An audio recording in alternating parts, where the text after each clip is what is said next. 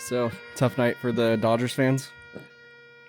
Welcome to the Alter Egos podcast, show about productivity and whatever. Coming fresh off Dodgers loss. It's like, I don't even know what I did to deserve this. Where is I don't even have the tea. This is just straight crown.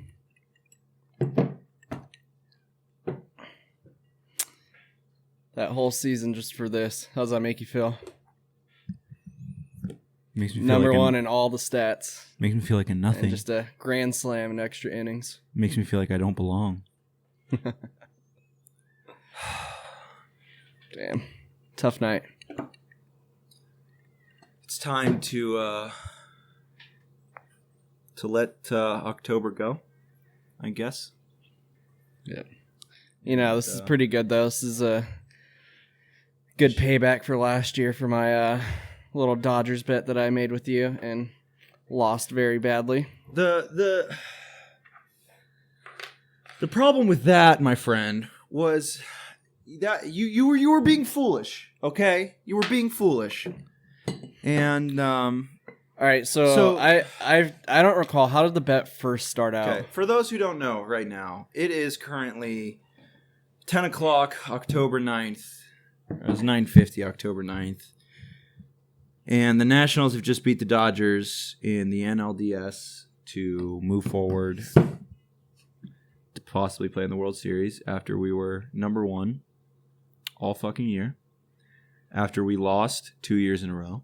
After we went to LA and saw them lose. I guess we just can't have nice things. Did you go to that World Series game there last year? Or you were just happened to be in LA? We went to LA. I mean, we didn't have enough money to go. But I got ridiculed. I was in LA, but everyone we were with just wasn't an LA fan, and I got ridiculed and I got hurt. And this almost hurts more than losing the World Series because we should have gone. This was our fucking year, and we should have gone. It's a tough loss. Well, I guess that's the way. It's the way she goes.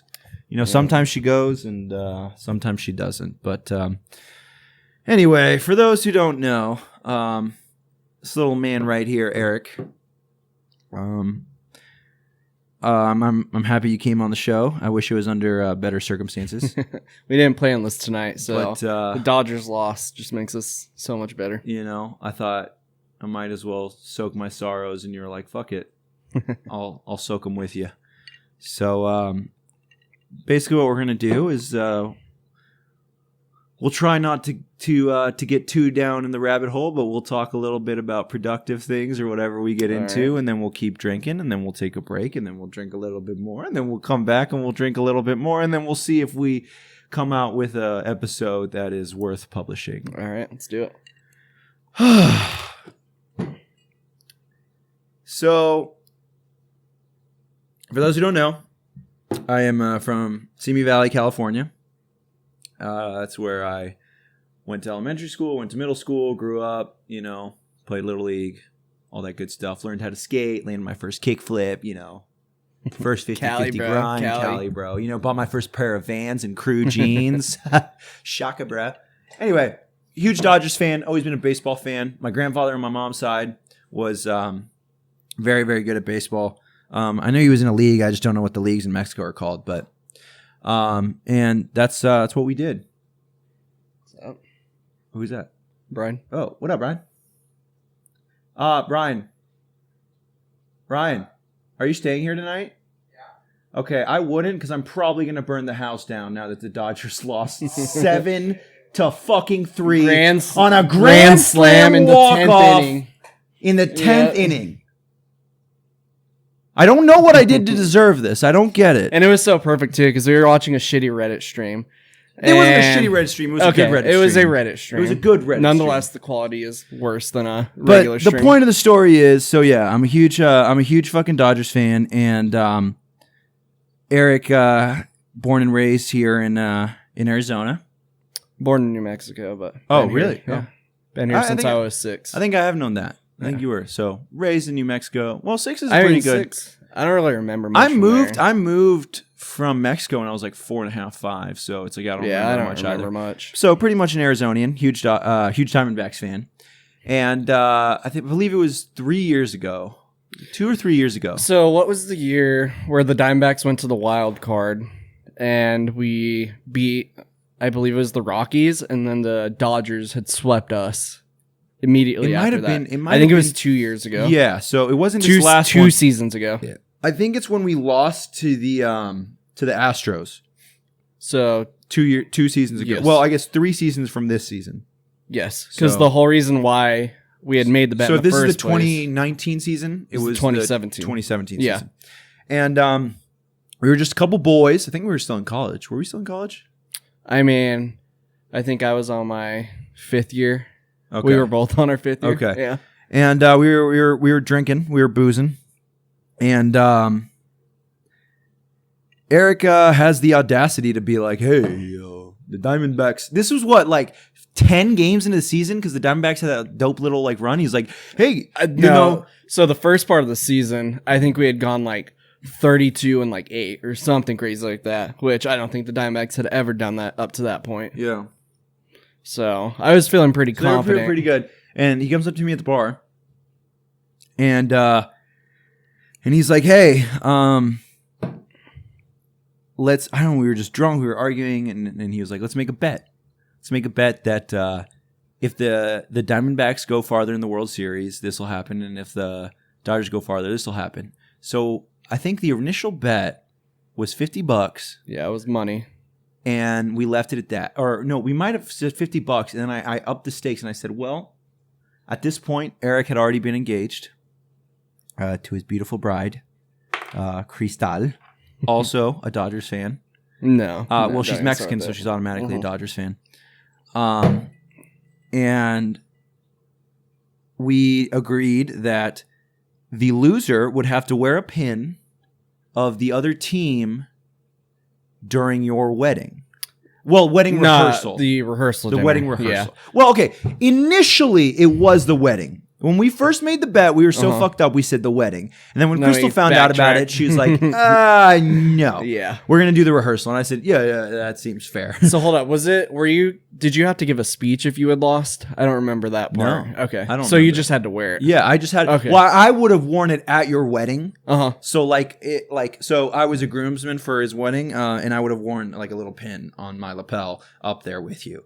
But, for your actual pictures, you wouldn't. You would just had to do it. Yeah. And, the Doyers won. And he brought us this little trinket. By a landslide, I just have to add. He brought this little trinket here. For those who can't see, maybe I'll toss it in this little camera right here. But it's this little LA Doyers pin. So, I don't have a lot of wins in my life. And today's not a win. But this is one. So I ask you to wear it. I already fulfilled my part of the bet. I know, but you could wear it again. Whether you can be on your hat. We'll see. We'll see. Just on your little pocket. It'll make me feel better. I actually will wear it since they lost today, just so you can look at me and be reminded that they lost. As a beautiful homage to what could have been, to the beautiful Cody Bellinger and all the great people over there, and Dave Roberts and the Los Angeles Dodgers. What? That's weird. I've never seen anybody put it right there in the middle, but fair enough. But yeah, so he lost, and he wore that during the reception. To be fair, we were drinking a lot before the reception. Rehearsal. Or the rehearsal, excuse me. Yeah, the dinner. Yeah, the reception is after, right? After the actual wedding. Yeah. And I forgot the pin. I think it was in the hotel room. No, because I was staying at my house because it was here in Arizona. And so I asked my girlfriend to bring it. And so you said like the speech, and then you were like, "Do you have the pin?" And I was like, "No." I also got so drunk during that. So I didn't have no, I'm pretty sure I remember having the pin on as I was giving like the speech to my family at the rehearsal dinner. You gave the speach, and I didn't have the pin, and I said it's on its way. And then 10 minutes later, like they got like Haley and Staley got there, and they awarded you with that beautiful pin. But yeah, I mean, it was. That's a good bet, man. That was a fun bet. I like that. We'll have to come up with something creative next year. Although I think I'll be in the losing spot again. Yeah. Unless we get Bellinger next year, because his rookie contract's about let's to be put up. it down. If I think. Hold on. We have to. Is his rookie contract up next year for sure? Because I think it is. Because if it is, he is from Arizona, and I think he'd come home to his roots back to Arizona. His family lives here and everything, so I wouldn't see a reason for him not to come back. We have all that money now that we got rid of Greinke, so I think it's a perfect opportunity. I mean, it could be possible. Also, I have been hearing that Arizona's been bleeding themselves dry because of that stadium, I guess. Like, oh yeah, they're having a lot of problems. They're having a lot of problems, but oh god, I mean, yeah, we can make some more bets. I'm sure we can make a bet right now, or by the end of the podcast, of what will happen if Bellinger stays or goes. Okay, I think it should be if he stays or goes to any other team. I think that's too specific just to do Diamondbacks. You said he was coming to the Diamondbacks. God, I know. That gives you so much. Okay, well, how many teams are the MLB? Okay, fair. You know what? I think there's more of a chance that he's going to stay as an incumbent than go somewhere else. Fine. We'll figure it out later on. Okay, fine. But I'd be willing to make that. So, but yeah, man. I mean, I guess I don't want to put you on the spot right now, but how is the married life? You're the only. Well, okay. I know a couple people, and we don't have to talk about it too much, but it's funny because from my eyes, it doesn't seem any different. No, it's honestly not. I think I'd just like to add everyone else that we do know that is married right now, just being from Arizona, it's all our Mormon friends. No, yeah. That doesn't count. Every girl I dated in high school was mostly Mormon, and they all have 3 kids by now. I remember my freshman year, one of our pledge nights, I got to leave early because I had to go to one of my friend's Mormon reception. I was that's so crazy. I'm going from a pledge event to someone's married reception right now. That's crazy. We'll move. We'll talk about it in the second part. But okay. I love the story where I first fucking met you. You don't remember it. I know you don't remember not at all. But it's a good story. But yeah, man, it's weird. All props to them. I mean, I'm not going to speak on the Mormon religion. I've never talked to anyone who is Mormon about their religion. And from my experience, they're nothing but really kind, generous people. And they do typically end up staying together way longer than normal couples that get married. For us, it's been 6 years out of high school. Yeah, so they already have babies and shit. Yeah, so I mean, that's all on them. But yeah, it's a weird thing to see they're all married and have a kid and I can see I knew a girl who she was a friend of ours and she came around our fraternity a lot. She was Mormon from my high school, basically looking for a spouse. Mm-hmm. And going to K to look for a spouse. Yeah, that's terrible. I mean, that's and she was Mormon, and I think she was one of the last ones. She was really from your high school, Mormon to get married. Yeah. Oh, so she was just looking hard. So it's she was just really, really and then she did get married and she popped out a baby right away. God, that's crazy. And I maybe I don't know if I really keep in contact with anyone who's still Mormon, but I'd really love to get them and to see what that lifestyle is how they grow up. Yeah, it is pretty crazy. Because all right, what are you religious? I mean, I was raised Catholic, but I mean, I don't really practice Catholic. I go, what do they call it? The Christmas and Easter Catholic. You know what I've always said this too is I think there's a big difference between practicing a religion and going to church. Mm-hmm. You know what I'm saying? So I was raised Catholic. I went to Catholic school. I did all the a baptism you do, but the confirmation, all that shit. Yeah, First communion, all that stuff. I don't believe in the church. I think I said this on RJ's podcast. I don't believe in the church, but I pray every morning, and I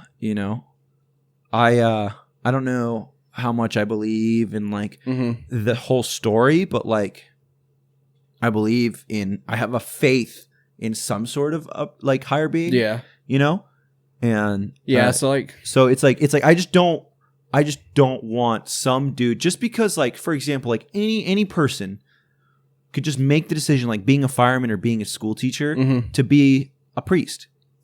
Just how and I'm sure not every teacher we had in elementary school or middle school or high school was a good teacher. Yeah. And not everyone that we know right now who's a teacher deserves to be a teacher. Yeah, no. And it's the same way with that. If there's no vetting process and just what is keeping someone who has a deranged set of beliefs from being a priest and standing up there every day? You know, and maybe there is. Maybe there is like bishops or cardinals or whatever who watch them and make sure that they're saying the right things. Mm-hmm. But I don't know. I've just encountered a lot of churches where they've said things I don't believe in, and I'm like, you know, like I believe in this and that, but like I don't believe in what you're saying. See, my biggest thing is it's like, okay, there's so many different religions and so many gods. It's like, okay, which one was right, or like which one is actually the one? It's funny because like you think about it as like, you ever seen like Blue Mountain State? I have not. There's an episode where it's like they're trying to remember like an event, and I think it's like Thad is like one of like the like best like linebacker. He's like the team captain. And somebody in a they like have a big like pile or whatever, and somebody shoves a finger up his ass.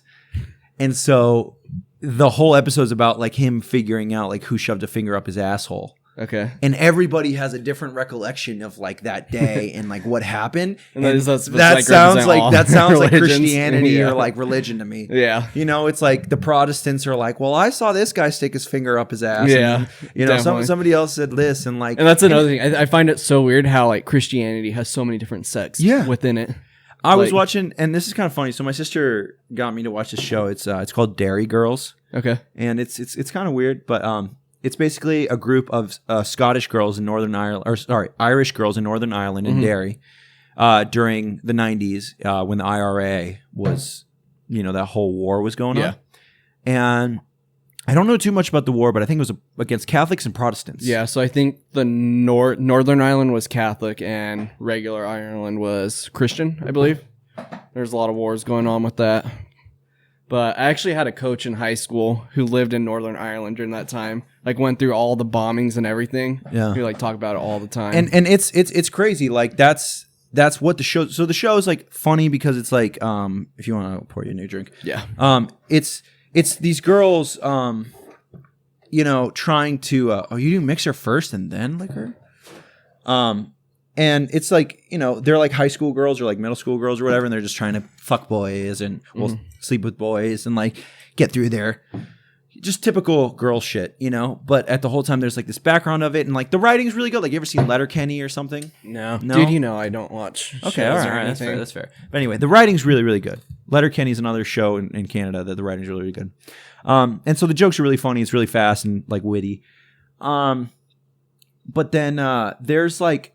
So they're Catholics. There's an episode where they go meet Protestants, and they go to like a camp to like try to, in the middle of the war, to like reconvene and see what like the things are. And then there's a priest, and so like they all sit down and they're like, okay, what are the differences and what are the similarities? And they say the similarities. He's like, let's start with similarities. And they're all saying differences, and they're all saying differences and shit. And he's like, no, similarities. And they have like a shit ton of differences and like no similarities. When like in my mind, I'm like, dude, like. They're saying like the differences is that like, okay, like, because I think in like, for example, the one that I know the most is Catholicism and Christianity, because there's like Christians, you know, and then there's Catholic Christians. And I think the difference is that I think Christians don't believe in idols, or I think that might be like, I'm not sure, but it's like there's a religion that doesn't believe in like idols. So they don't believe in like the Virgin Mary. Or like they don't believe in like pictures and stuff, like depictions. And then there's one that doesn't believe in the disciples. I think that might be Judaism. Like Judaism doesn't believe in like Jesus Christ and the disciples, but they believe that like Jehovah is God. Like our version of God is Jehovah. And then like they believe in Moses and like all. It's like it's just all different interpretations of something. I don't know why we should. I always say we don't get into religion. Here we are, like fucked up. Getting into religion. I'm sad. I'm sad. We go from the Dodgers to religion. It's the same thing. Like being a Dodgers fan is religion, basically. You know what I'm saying? Let me tell you about Boston. Getting married. Oh, you want to talk about Boston boys? Yeah. We can. Yeah. All right. We have some time. I mean, we should get into Boston boys because that's a good one. That's a good one. All right. So we're missing some key elements of it though, but we are. We can hold it down. Dietz. Tip of the hat to you, sir. I hope West Virginia's treating you well. Oh yeah, you're pretty close to where the Boston boys started. To where the Boston boys started. Yeah. So I think go ahead and tell the story. Go ahead. What year was this? Like either 2015 or 2016? Between our sophomore and junior year. Okay, so if you didn't know by now, 2015. we were all in Kappa Alpha. being the outstanding members that we were, Eddie, Dietz, David, and Tanner and I, we had gone to our fraternity headquarters in Lexington, Virginia, which is bumfuck, like ugly ass people. And we had to go to the conference there for 3 days. Big words. You guys took it serious. I slept through everything. Okay, to be fair though, this was the second time you had been. True. And you were already like an officer, and like Dietz and I were like freshly like initiated. Yeah. Because we're the same age, but I joined a year after you, so it's like we were still trying to be like officers and stuff. And you had already like done it. Like you initiated me and stuff. So it's like you had already done your stuff, and this was the second year you won, so you already knew. And if I went again, I would do the same thing. Yeah, exactly. But like, yeah, we were taking it really seriously, going to every event and everything. Yeah, but anyway, so it's like 3 days, like 7 a.m. to 7 p.m. just learning about like principles and morals and stuff. Just super boring. So I think it started developing. Was it towards the end of the trip or at the airport at that point? Where the no, it was in the middle of the started trip. It was like in the middle of the trip. Okay, so so basically, it was like a trip where like a bunch of like people from different KA chapters from around the country go, and they like all meet together. And to be honest, it wasn't the most entertaining thing in the world. No. And like we met some cool people. I met some cool kids from like Texas Tech and like whatever, like LSU or whatever. It was a fun time, and I met some cool people, but like for the most part, it was pretty boring. Yeah, and most of the kids there, they were like very Southern, and they didn't like the West Coast kids. Yeah, like, we're very West Coast. Even though we don't like try to be, like, you know, Yeah. you have like the idea of like a Cali kid. It's like we're not that West Coast, But, but like, like all the kids compared who to are- like Southern kids, like all the we're kids talking shit to us were like little chubby boys, like little nerds, noobs, fucking, New Balances, their Justin Bieber hair. So like we were just, you know, trying to hold our own, and like we were just bored. And I don't know how Bored, it started. tired, hungry. Bored, tired, hungry. And I don't know how it started, but we started coming up with this Boston accent. I don't know why. I have no idea why. Yeah, But I we really just wish I came could. I wish I could pinpoint like when it actually started. Like This just figure out obnoxious why. like Boston accent. And the whole time we were doing it. Yeah, just like Boston. Martha, you know, we came up with some family members that we never had before. Martha, she made some very good clam chowder. And then we just kept talking about that the whole time. And it ended up going at the end of the trip. We go to the Lexington Regional Airport. We had like a 4-hour wait for the flight. And like we were just so This like, is like a 3-gate airport, but it was packed. because for some reason. Yeah. Was it all kids? No, it wasn't. No, it was like mostly adults. And like I remember it's like we watched like the Game of Thrones like episode, like Dietz and I did, and then we were just done. Like we were like happy being obnoxious. Like we were just like yeah. Fuck yeah, man. Fucking Boston boys, yeah. And like for some reason, people just fucking dug. Like no, they didn't dig it, but our group dug it. And, like, yes. eventually, like we were just enjoying being obnoxious within ourselves. And the worst part is we brought it home. Yes. That time that we spent in the airport must have been the worst thing for anyone. Everybody around us. So Oh bored, my and we were God. just like, yeah, Boston, Oh, yeah. yeah. We were Fuck definitely you, knowing kids. Martha, yeah. Like fucking Just blabbering. Nothing. So- no points. There's a legend, and I dare not speak his name, from a certain college. We call him the Kraken. Release the Kraken. And he told us this story. You know, this kid was from KA, and he said, you know, I fucking loved the day I joined KA. Maybe it's because his accent was a little bit like it. It really wasn't. Well, though. he didn't have like a very hard Southern accent, but he had a lisp. The Kraken too. had a lisp, and Talked so like maybe this. he would. And his name was that, Shane the Kraken. Was it? We're not saying his full name. I'm gonna bleep that up. His name is just the Kraken. Oh shit! You know what I'm saying? So the Kraken said that during his initiation, so first of all, we know it's this kid's chapter. We're not going to say it. It's a very small chapter. It's like not, and from a very small school. And he's like, yeah, it was so thick. So I was like chilling in my dorm, and these like girls just come up and they kidnap me. They throw me in the back of this car, and they're just like, hey, finish this bottle of Kraken rum. If you've ever had Kraken, it's fucking disgusting. And he's like, yeah. So I drank the whole thing. I thought it was so thick. And this kid's just telling us a story. Like, he's trying to say, like, yeah, we were drinking fucking Molly and all this shit. It was so sick. We were just like, none of us listening to this kid. And this kid looked like What? Peter Griffin. Like Peter Griffin. We're just like, are you fucking serious? Like, dude, chill. Like, chill. That's how, like, that West Coast, like, we think we're so much sicker than everybody else. We're just like, dude, shut the fuck up. And so we were just like, yeah, the kraken. Yeah. Drink that kraken. And it was fun. And we brought it back.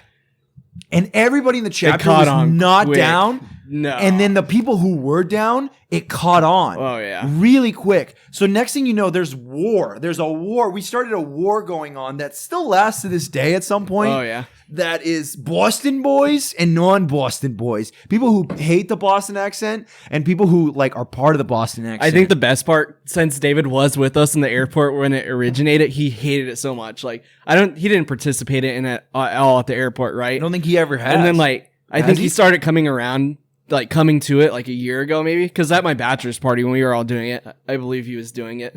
Oh man, and like your bachelor's party was pretty good because like Tanner was having a separate bachelor's party because he was also getting married, but like we were separate, so it's like we weren't all together because like the real Boston boys, but the real Boston boys were there. Deets and Tanner, like those are the boys, you know. That's fucking Martha's boys. Yep. And you know what we're gonna do?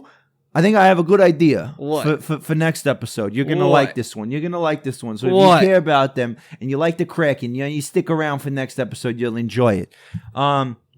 But yeah, it was really funny, and then we just like, I think it was like our junior year, we kind of caught on, and then just like died out. Yeah, we just like kind of stopped. We were trying to get laid, whatever.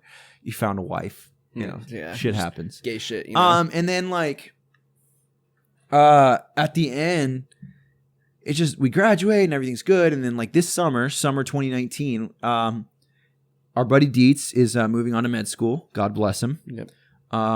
And we decide to just go on a little trip to Rocky Point, your wife's hometown. Yep. And born and raised. And it was just the three of us and our two girlfriends, your girlfriend and my girlfriend, and like it just came back with a natural. vengeance. It's natural. When the three of us are together, it's him. Dietz is the one who starts the perpetrator. Dude. He's the perpetrator. You and I hang out a lot. Yeah. It came out, remember when we went on that trip to Sedona? It came out then a little bit. But like, he's the one who just like, he's the fucking flame to like our Tinder, you know? He just fucking lights us. And like, we were just fucking going all day. And then that's the ride back. That is when Jay started. So if you've never seen this video, I might post it right here. But Jay says it's a fucking big sea turtle. No, Look, it's a baby wheel. It's a baby fucking wheel, man. Holy shit, we are witnessing a baby fucking wheel right here, dude. That thing is big, Jay. What is that thing? It looks hurt. I don't know. That thing looks hurt, Jay. Oh my God, what the fuck is that, bro? Jay, what the fuck is that? Oh man, pull back up, Jay.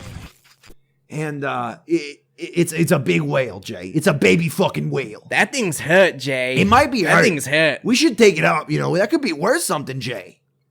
And it just became this much larger thing the way it now. And then like Jay became part of the Boston. It's like the new incarnation, like saying Jay, calling each other Jay, like it's Jay's life. It's a Boston thing. Became I think Boston accent, and then that caught on even more than anybody. Did Dietz name his dog Jay? I didn't see that. Oh, he didn't end up doing it. No, he's a fucking bitch. He's not a real Jay. He's not a Jay. You bitch. He's from Southie. Yeah, you fucking Southie bitch. And then remember we went to Blue Chip, and we were with Alex and like his brother. Oh, Buffalo Chip. Buffalo Chip. Sorry, I'm sorry. Oh, God. And then like we were all saying it, and like. The best part about this, though, so we were all calling each other Jay. We were in the beach in Mexico, and we go to play volleyball. And this like group of kids, it's like two kids, like around our age, maybe a little younger, and then like they're like little siblings, 6-year-old siblings there.